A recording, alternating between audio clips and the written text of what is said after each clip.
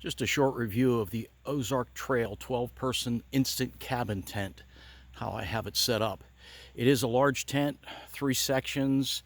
The base of it is it's shaped like a Y, not a rectangle or anything like that. First thing I'd recommend is seal all the seams and use some spray waterproofing on it. I probably went through 6, 8, maybe 10 cans of silicone waterproof to cover the tent and the fly. The other thing is seal all the seams well.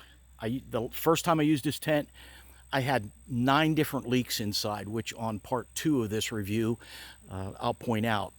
A couple of things that I've added is I took the guy lines that came with it, took them off, and I put on some Vis Guy Lines because the black and gray are just impossible to see. My Easy Up still has the black and gray on it, and that's why I have pool noodles on there, because I get tired of running into that. So those are going to be swapped out for high vis also. I sealed all of the seams on the outside of the tent with a homemade concoction of mineral spirits and pure silicone, and it made a huge difference this trip out. I had 20 some hours of rain and not a single drop inside. The first time I was out, I had 16 hours of rain, and I had at least 9 different places where it was leaking. So on the outside, what I did was I sealed all of the seams with silicone. You can see some of the reflection there. Put a good heavy coat on there. Also, over the doorway, I took 1 inch, 2 inch, whatever it is, pipe insulation foam, cut it in half and made a gutter out of it. The reason is because of the slope, the angle of the tent. Whenever rain runs off the edge, it goes right inside the door if you open up the door. So all I did was use some clothespins. You can see here some clothespins to hold it on there, and then I just take it off, and it's enough that it chases the water away. Something else that I did here, the rain fly is supposed to attach with this hook onto this loop, and when you do that, there's a lot of stress on that little loop. When you go around to all 6 points and put them, secure them, there's a lot of stress on there, and that was also one of the weep points on the inside. Not on all of them, but about 3 of them. The rain would just weep in because everything coming off the rain fly chases down this strap, and then it goes right down and runs right onto here and flows down. So what I did was I simply used a bungee cord and moved it out of the way so that the water runs down, and then it just goes down to the tent stake. All right, I don't know if you can see very well about all of some of the sealant that's on there. Maybe some of that's reflecting enough you can see it, but I could put a good heavy coat on all of the seams. So it took me quite a few hours, but with having some 20 hours of rain, it was a huge improvement. So another thing that with this tent is, of course, it has a lot of screens in it. You can open it up all the way around, which is nice when it's hot. Another thing that I did is I put old rain flies from other tents on top of the tent between the rain fly and the ceiling, because it is so drafty when it's cool out. It's nice in the summer, a lot of ventilation, but when it is cool out, this big overhang, I don't know how well you can see this on this video, but that overhangs from the tent about 2 feet, and it catches the wind and it just rushes right up underneath here and goes down into the tent. Literally, the inside of the tent becomes breezy inside when it's breezy outside.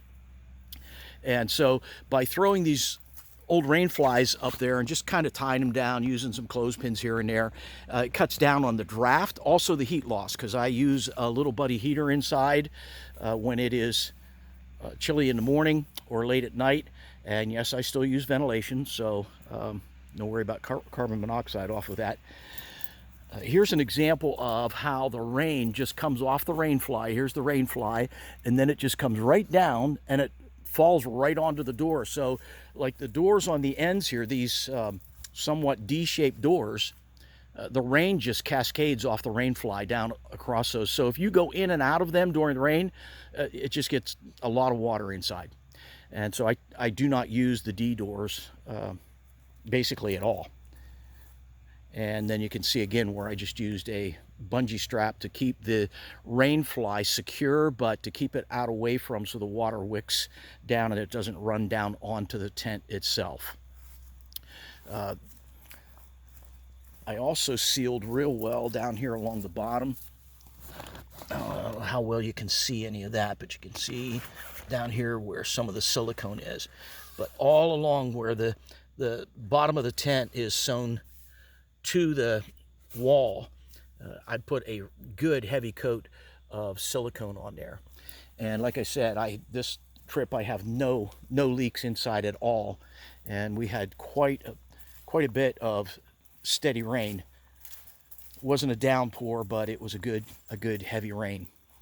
So those are some of the things that I've done to help with this tent. It's a good tent for what you pay for it.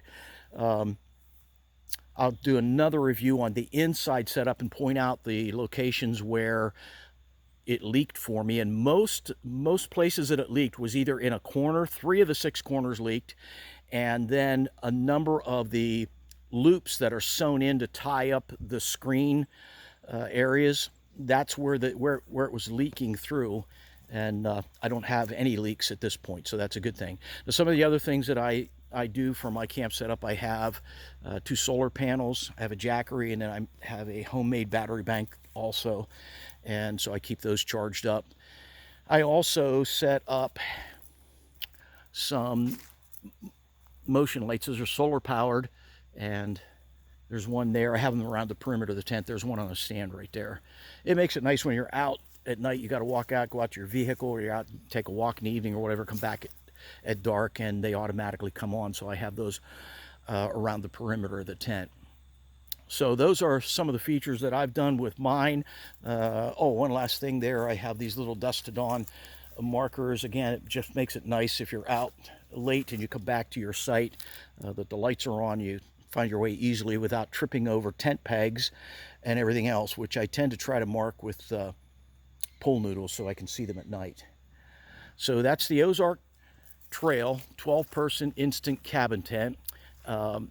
It is a challenge for one person.